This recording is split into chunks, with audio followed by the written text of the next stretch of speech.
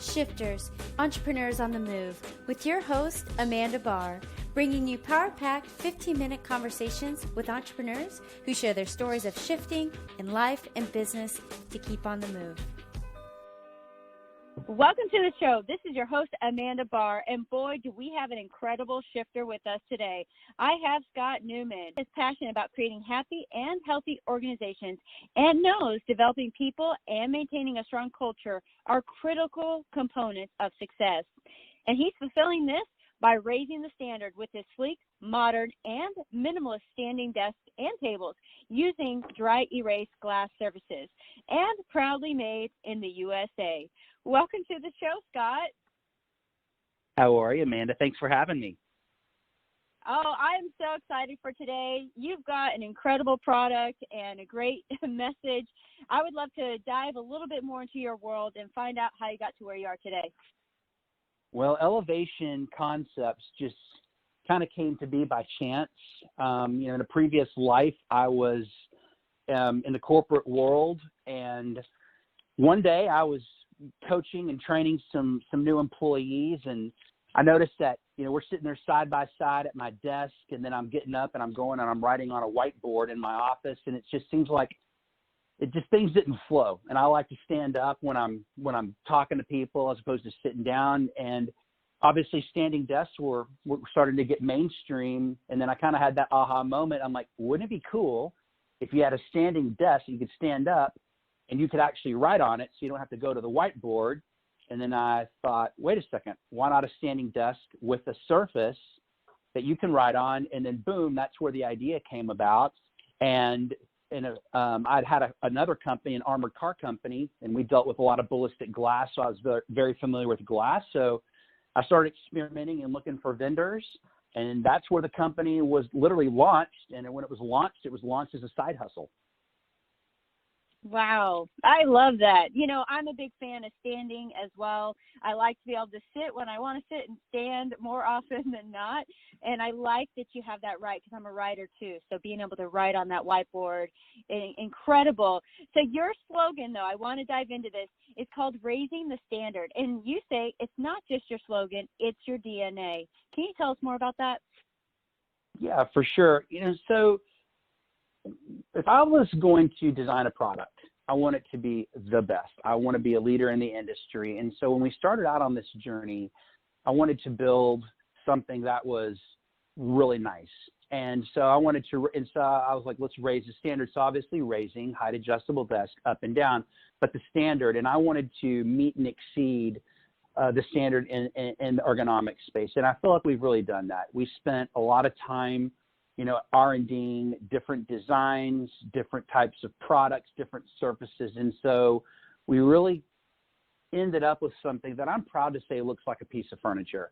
And, everything, all the cables are in place. You don't see it. It just looks good. And so what I said is we spend so much time either at our desk and now, especially with work from home, so many people are transitioning to work from home. When maybe somebody's not using that as a workspace, I want the product to look like an actual piece of furniture. And I'm proud to say that we've accomplished that. So raising the standard. And I also say this too, it's super important for us to deliver an exceptional level of customer service because we are a smaller company in a crowded space. So we've got to always do better and outperform everybody. So raising the standard, there you go. Love it. Love it. And it seems like raising the standard, you've taken a lot of time for your product, but it is a part of your life. And I saw that you've got some impressive highlights about your experience, and I'm just going to read a couple. You've had $1 billion in lifetime managed sales. You led in the country international sales operations with over 16 offices, 500 plus employees, and over 60 million in annual sales. And you grew manufacturing company revenues by 100% by aggressively opening the international markets. So you're not new to the sales space. You're not new to the customer service. So tell me, how did you actually get started in this? And maybe even some tips or some ways that others can kind of go into that space and really make something happen and raise the standards. Yeah, I've been very blessed and very fortunate. I've had a fair amount of success in sales and then in sales management. I kind of I've always had that knack for sales. I really, really cut my teeth in sales in Mexico. I lived in Mexico City and ran the largest out-of-home advertising company for almost 7 years. I didn't speak Spanish when I moved to Mexico. So I had to outwork, out-hustle, everybody to be successful. And, and again, I've always lived by, being persistent, perseverance. Persistence is probably one of my favorite words. Having a grinder mindset, and then really in grit. And I think those 4 words really, epitomize my sales mentality. And also too, to be really successful in sales, it's so much about your customer. And I've always lived by a mantra of spend their money as if it was your own, to represent them as if you have an ownership stake in that company. And by having that ownership mentality with your customers, you develop so much more than just selling a commodity or being transactional. And even I think that supersedes consultative selling. And again, I've also been lucky to have been in and out of companies that I've owned during and after and in between, kind of being with corporate large organizations. So when you're a business owner or you're in charge of paying the bills, it makes you really appreciate how tough things really are. And so when you work for a larger company, even having that ownership stake in your own company helps drive success. No, those are so many great nuggets. I mean, your mantra and the words you shared, like coming from that and being able to accomplish great things, but really coming from a client perspective. What is it like to be in their shoes? And you also kind of taking that and going from the corporate world and transitioning into the entrepreneurial space. Our show is all about shifting. Can you talk about the shift and what's been happening as you're launching your own company? And you said you've done it in between, but what's happening now in your world? Well, I don't think anybody can look back and reflect on last year with the events that happened with COVID and the uncertainty that surrounded it. But I had left my full-time corporate job in the summer of 2019, so I had about a half a year to really focus on Elevation Concepts full-time. Our plan last year was to really scale it. But, when you start your own business, there's so many different things that an entrepreneur goes through that you take for granted, or you don't realize when you get a paycheck every 2 weeks. So you make great commissions or great bonuses and whatnot. But when it's just you, there's so much more, for lack of better words, the weight of your shoulders, it's there every day. A lot of people are like, oh my God, you work for yourself, you can do this, do that. No, there's so many different struggles that you have. And, so yeah, it's a different type of stress, but it's a very fulfilling stress because you're able to see this project that you dreamt up in your office with a bunch of rookies that you were training. And then now it's your company and it's your lifeline and it's how you support your family. And so it's been great. Obviously COVID changed a lot. So we had one really business model of how we were focusing, and then we shifted last year to start really going in a different direction and targeting a different audience. A couple of things are obvious. Now with people and employees working remote, we're doing a lot of business for people that don't necessarily have a dedicated home office. And so that's been great for us. Our glass surfaces that we use is antimicrobial. So we never marketed that pre-COVID. We marketed it as a dry erase surface that you could write on with a Sharpie or whatever. But now it's for employees that are going back to work. They have the peace of mind that they can use our products and they can be disinfected, killing bacteria on contact. That's a great thing. But again, I talk to a lot of entrepreneurs all the time, and it's interesting just the struggles and the things that we all go through, especially right now. It's just things will get better, but it's a lot of work. It truly and honestly is, but it's extremely rewarding and fulfilling. Yeah, I mean, I'm smiling because, running my own business and thinking about that, yes, it's so fulfilling. And I like that you said that it's a different stress, and there's no way around it. If you're in business and you're doing stuff, there's going to be things that happen. It's just how you're moving through. And I also was just imagining, as you were talking about this, you know, this new world that we live in where our offices are at home, and most of us, you know, having a dedicated place to where you work can be also, you know, having that desk, having that place, that's my place of work, and then the rest of my home is my home. But designating that, have you seen that being valuable for productivity, for people to kind of have that designated area? Yeah, absolutely. I think we can all agree that when we had the first shutdown, it was, I think everybody was just trying to search and trying to come up with a plan. So, you know, you'd have people, or, I mean, we're all guilty of that. You know, you'd post up, work from your bedroom, you know, work on your sofa, then your kitchen table or your kitchen island. And, you know, in order to be successful and productive, we all need to have a routine. We need to have some sort of a cadence because we're used to that. And so I think that there was a period of people adjusting. Well, now that that's the new norm, I think you're starting to see people really enjoy it, number one. But yeah, having that dedicated space is really important. And so that's something too, is, you know, we're now, we've always been custom in how we build our products, but now we're building a smaller desktop surface for people that maybe live in the city and have a smaller space. But no matter where you're working, if you're working from home, yeah, you definitely need to have a place that you can kind of call, you know, your home office, and then where you have your things and whatnot. Because if you're all over the place, you're scatterbrained.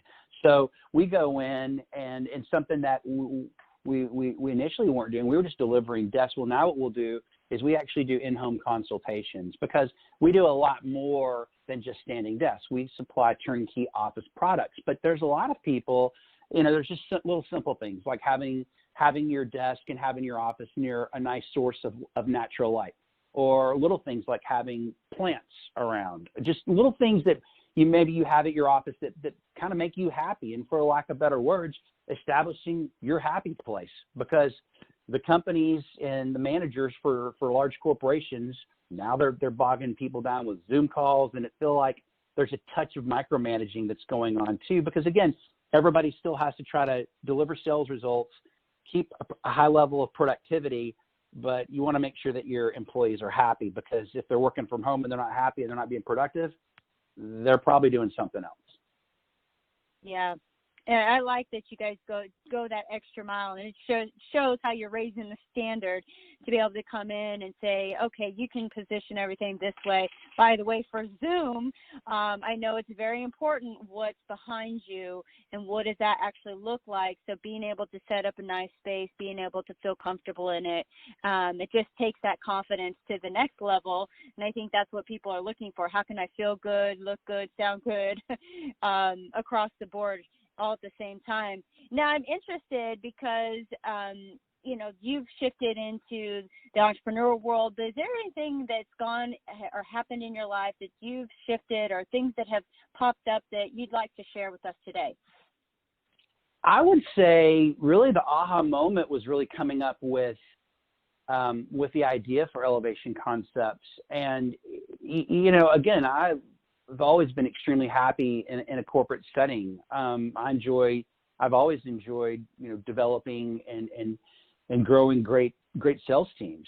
But there was just something that I felt that there was just something there I can't explain. I just felt something was unfulfilled, and I always had dreamed and always wanted to have my own company, something that had my DNA all over it.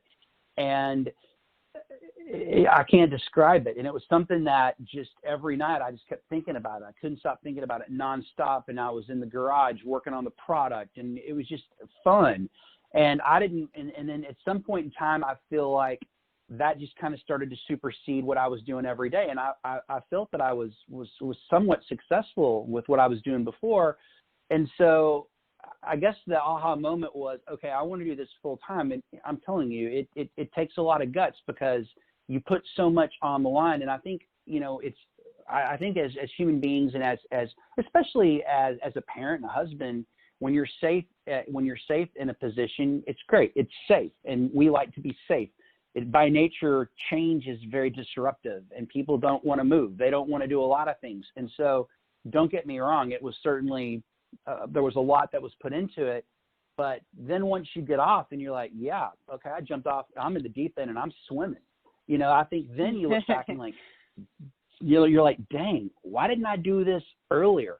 And so a lot of people ask me, and I think that's the great thing too, is especially with entrepreneurs, is it's great when you find a good network of people that you can talk to, and you can not only share the best practices, which is great, but you can also share the worst practices, because we all make mistakes. I mean, you know, believe me, most people that are successful entrepreneurs, they've bankrupted a company, or they had an idea that didn't go, could have gone better, you know, whatever. And it's a journey.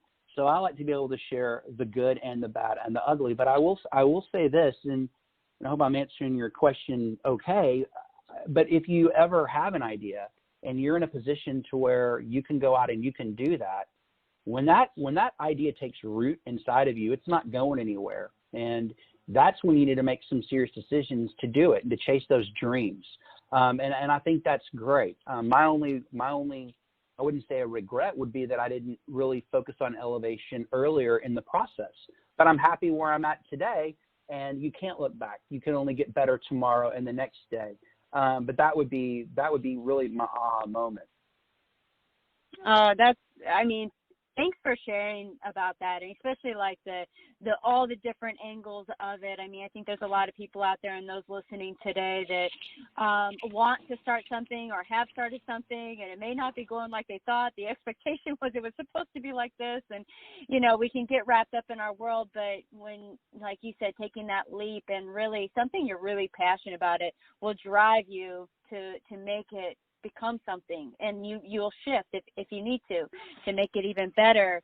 So I want to know, because you did take that leap and you have been raising the standard and moving things forward, we always wrap the show with a little bit of shifter wisdom. So what keeps you on the move? What keeps me on the move? My family. You know, I mean, they're in this thing with us. And, you know, when you're an entrepreneur, it's not just about you. It's about the people that are in your inner circle. So it's your family, it's your wife, and it's a 4-year-old daughter and a 10-year-old daughter. And so you still got to be daddy, and they keep me moving, but you've got to keep moving. You got to keep pushing ahead. And, you know, it's easy to let your day go crazy when the first random thing happens. I mean, I've been dealing with an issue all day with one of my vendors. I could let it get to me, but I'm just going to push through it, make it right, and move on down the road with a positive attitude. So positivity is huge. You know, my wife is probably my biggest, you know, life coach in that regard, because you've got to have a positive attitude, and, you know, positivity and having a really good, clean mindset. I think that's what keeps pushing you ahead. And also, too, the drive for success. We all want to succeed. You know, quitting is for quitters, and failure just, you know, my mindset doesn't even recognize the word failure or the word no. I do believe that you're always one no closer to a yes. And then it goes back to what I said in the outset of our interview, and that goes back to persistence and passion and having a grinder mindset, and then, you know, and then grit. That's what pushes me ahead every single day. You know, when I get up every morning, I know what needs to be done. I know what the task is and what I need to accomplish that particular day. And anything that I get done on top of that, that's bonus time. But you keep on going every day, and it's a 24/7 world being an entrepreneur. Yeah, you want to be in a position, and, you know, you need to, by being an entrepreneur, you have the flexibility to have a schedule that you control. But it's also important to take those times to take vacation, to spend time with your family, go out and get fresh air, because that's where you're at your creative best. Incredible. All great nuggets. I think those listening, just go back and listen again. Let all that sink in, because there's so much packed into there that is just incredible wisdom for shifting and keeping moving, especially that element of family. Why do we do what we do? Sometimes it's good just to ask that question, why do we do what we do, and are we doing what we want to do? So thank you for sharing. And, you know, I know those listening today, they're probably going, okay, so how do I raise the standard? Where do I get this desk? What does it look like? How do I find it? So what's the best way for them to get in touch with you, get connected, get a desk, and take their business forward? Okay. Well, on that note, our webpage is elevation-concepts.com. On social, we're at Elevation Concepts, and then LinkedIn as well, Elevation Concepts. So you can contact me directly. My email is scott@elevation-concepts.com. And, and again, furthermore, for the entrepreneurs that are out there listening, and if you have questions or you want to talk offline, I'm more than happy just to talk about other things. But we make an amazing product.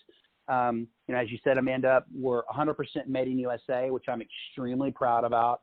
We're a green product. We really focus on the antimicrobial aspect of the glass surfaces. So the colors are available in 150 plus. The surface top's available in 150 plus colors. So we have a lot of flexibility. We now offer corporate financing and individual financing, but I'm really proud of this new webpage. I think it really, truly represents who we are, our DNA, and as you said, and just us raising the standard in the industry. Love it. Love it. So get connected. And for those listening, go to, our website. All the links will be in our description for the podcast today. And thank you so much, Scott, for being on the show. My pleasure, Amanda. It's been wonderful. Thank you so much for the opportunity. You're welcome. And for all those listening today, keep on the move. We hope you enjoyed the episode today. We appreciate each one of you for listening and hope you left inspired and motivated to keep on the move. If you think this episode might help or inspire someone else, please share. Don't forget to subscribe and keep in the loop to hear more incredible stories of entrepreneurs like yourself on the move. Thank you for our supporters, RTB Capital Group, Financial Powerhouse, Callcast, and Power Podcasting. Now, get out there and keep on the move.